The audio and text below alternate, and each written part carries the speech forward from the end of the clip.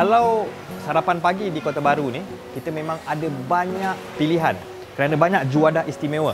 Saya berada di Pasar Siti Khatijah.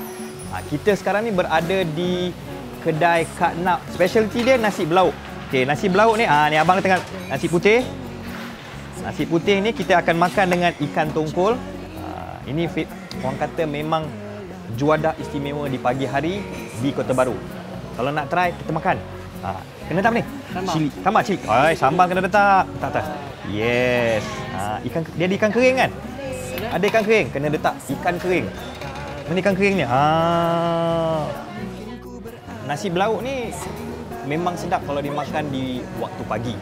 Sebab dia ada ikan tongkol. Ikan tongkol ni direbus. Lepas tu kita boleh makan dengan kuah kuning. Kuah kuning ni sebenarnya dimasak dengan kunyit, lengkuas, bawang merah dan specialty dia ada timun batang. Timun batang ni memang orang kata penyedap lah.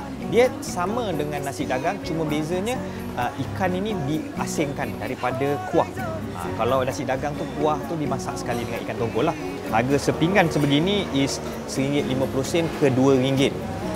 Kalau ada ayam, harga dia berubah daripada RM2 ke RM2.50. Dan okey, pagi teh ubeng. Teh ubeng secawan RM80. Kalau kat KL RM1.50. So dia ada timun batang, cili. Kadang-kadang orang kata ni mari tengok. Ni mari kita tengok. Dia ada cili ni, dia ada cili. Ini cili. Ini ada timun batang, ada ikan tongkol dan yang ini ikan kering. Sedap. Okey. Kedai Kak Nap ni dah berniaga selama 30 tahun. Ini generasi kedua daripada mak dia.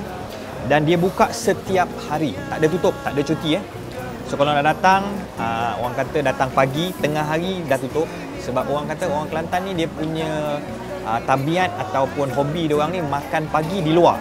Dan hanya makan di rumah dan masak di rumah hanya pada waktu tengah hari. Sehari Kak Nap boleh menjual orang kata beras atau orang kata nasi tu dia sebanyak 24 kg. Beras satu hari. Maknanya banyak tu.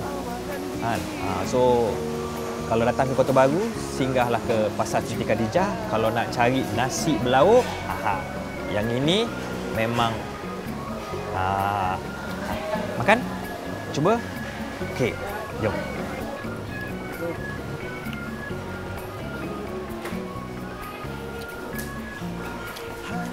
Nak makan nasi belauk ni kena hati-hati. Banyak tulang. Nanti jangan tercekik tulang. So, ikan kering, ikan tongkol. Cukup segar, fresh. Sebab dekat pasar kan, banyak stok.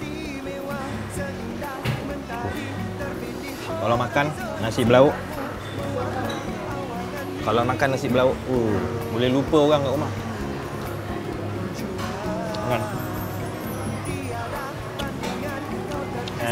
Cut. Seindah mentari terbit di horizon sinarmu